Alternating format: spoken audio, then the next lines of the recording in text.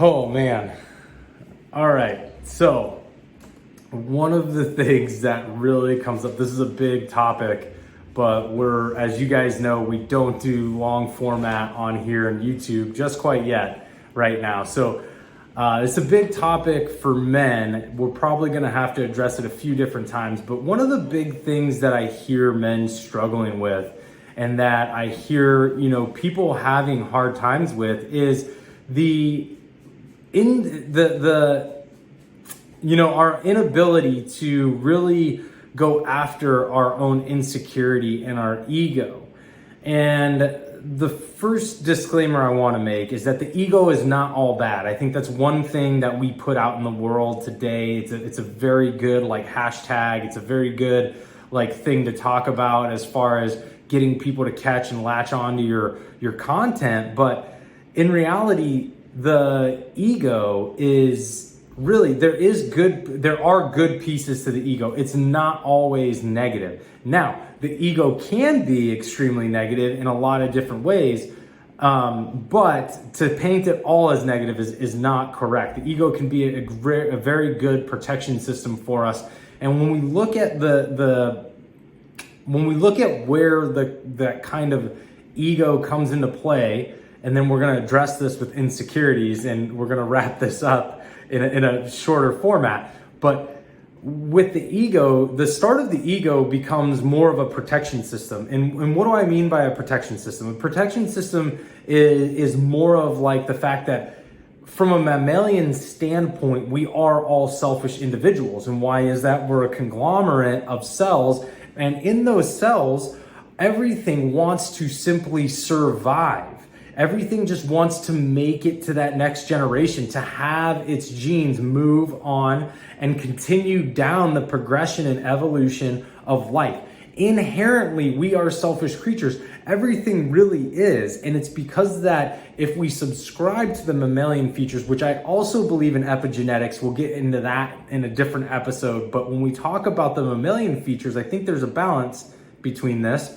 The mammalian features promote the extension of our cells moving forward from generation to generation. Inherently, we want to survive. Inherently, that is the whole conditioning around fight or flight. What is the best survival mechanism for us in that moment? And some people are capable of one or the other more readily, but intrinsically, that sympathetic nervous system is designed for moving our genes forward. Now, what does this have to do with the ego? Well, the ego is protecting us because in a lot of ways, especially nowadays, we are not really in an environment that our lives are in danger all the time. And so what really becomes the big construct here is socialization. Community is a big thing for our species. And as a species centered around community, what is one of the worst things that can happen to us? We can be ostracized or excommunicated. That's why globally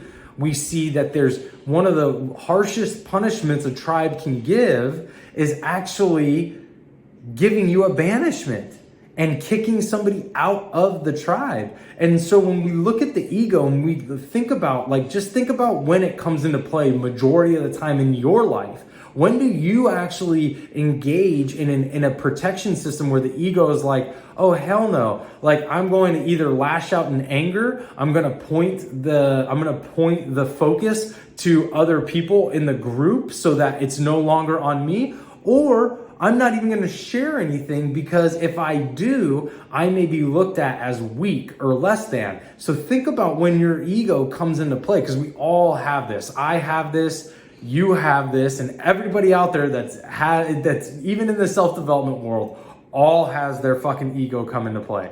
Don't think anybody is exempt from this. They are not. And while people say oh, I'm in the spiritual world, I had an ego death. Sure, but you still have ego. Inherently, it's part of our evolutionary system. You're not getting rid of 10,000 years of evolution and saying, oh, that's gone. And we don't have it anymore. It doesn't work that way, right? And so actually, millions of years of evolution, if we go actually down to the single cell organism and how that's come up to a multi-cell organism.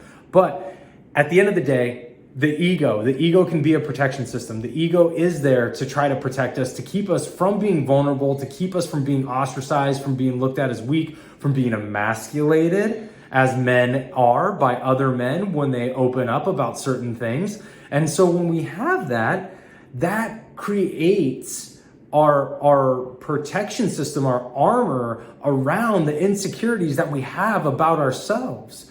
And so when we see this and we say, wow, like I actually have a lot of these insecurities, which is why I go to anger, or why I go to deflection, or even why I go to humor, and why I go to some of these other things that really deflect from people from seeing me or from knowing me really and knowing who I am, why I do those things. When I think about a lot of that and I think about my insecurities, I think about how they're inherently tied to that ego and what that ego does to protect me from having those insecurities come out. But what if we said, hey, let me sit with my insecurities. Let me actually think about my insecurities. Let me actually have my own moment with them so I can assess them and design if they're even real, if they're not real, or if I even care. Because that's some of the biggest stuff. It's like, why do we care? When I go into a practice with some of the men that I coach and I start to go over this and we go in this circular pattern of asking these questions and we get to why do I even care, the truth really comes out. And so what I stress to men and what I stress to you guys is, one, when we look at our insecurities and then we look at how the ego lashes out to protect those insecurities, we need to think about how much time we really spend with our own thoughts and our own insecurities. How much time have we put into understanding why that insecurity is there, what it's doing for me, and what the ego does to ensure that that insecurity is protected? You know, those are the conversations that we really need to be having with ourselves. And if you've never gone out on a hike in the woods on your own, or you've never sat there maybe on your back porch or even in your room and just not had a TV on, not had your phone on, and you allowed yourself to be in a form of meditation, if you've never allowed yourself to do those things, it's hard to say that you've gone deep in those thoughts with yourself. And a lot of times what we do as the protection system, this is the ego getting engaged. Part of what we do is we consume our time with bullshit because of the fact that we're scared of actually diving into our insecurities. We are terrified of what they're going to show us. We are terrified of what that means. And so when we do that, we actually get incredibly fearful of what we're going to expose about ourselves and to ourselves. Because guess what, guys? We can't hide from ourselves. So when we get into that conversation and we have to really have that talk, well, that becomes the time that we can break down our insecurities. We can find out what that insecurity really is, and we can actually go into it and say, wow, why do I have this? And where is the ego coming in to protect it? And how can I talk myself down from having that ego come in? And so the next part of this is actually saying to ourselves, okay, I understand the insecurity. I understand why it's coming in. Maybe it was a trauma when I was younger, and then that became an insecurity because I was made fun of, or because I was picked on, or because of the fact that it made me feel embarrassed, whatever it was. Maybe it's trauma, or maybe it's just the fact that society says it's not okay to even talk about those things as a man in this world. But we say, for instance, we figured out the root of the insecurity. The next question becomes, okay, what is the conversation I get to have with myself before I react in any scenario when that insecurity is triggered and my ego comes out to protect it? What is the conversation I get to have? And maybe that's asking yourself, why do I even care to still protect this? And why do I care to lie to anybody? Because lying ends up being a protection for yourself. Lying is not a protection for somebody else. Most people could give a fuck less if you lied. But what they do, what is actually the issue is that you are trying to protect yourself so that your consciousness can say like, oh, I'm lying to them to protect them, but really you're just protecting your insecurity. And so when these things come up, you ask yourself, why do I need to tell that white lie? Why do I need to have this form of anger towards somebody else just because they expose something that makes me feel a little insecure and embarrassed, right? But that embarrassment has nothing to do with them. It has everything to do with me. We get to ask ourselves these questions, and until we do, we can never really conquer or master. And I don't know that we ever can really master our ego. I don't know that we ever really can master our insecurities. I think that those things end up coming up, and I think we can have tools that can help us negotiate them. I think these tools can help us to navigate them, but I don't know that we ever master them, right? And so giving yourself the grace, saying that, crap, maybe it came up again, but I need to question this next time. And maybe you question it afterwards, but it gives you the ability to say, okay, maybe, there's progress here. I used to never question it. I used to allow the ego to just react and drive the situation. But now I at least questioned it after the scenario. And then as you flex that more often, as you use that muscle, you're going to start to catch it in the moments. You're going to start asking yourself in that moment before you even speak, why do I care?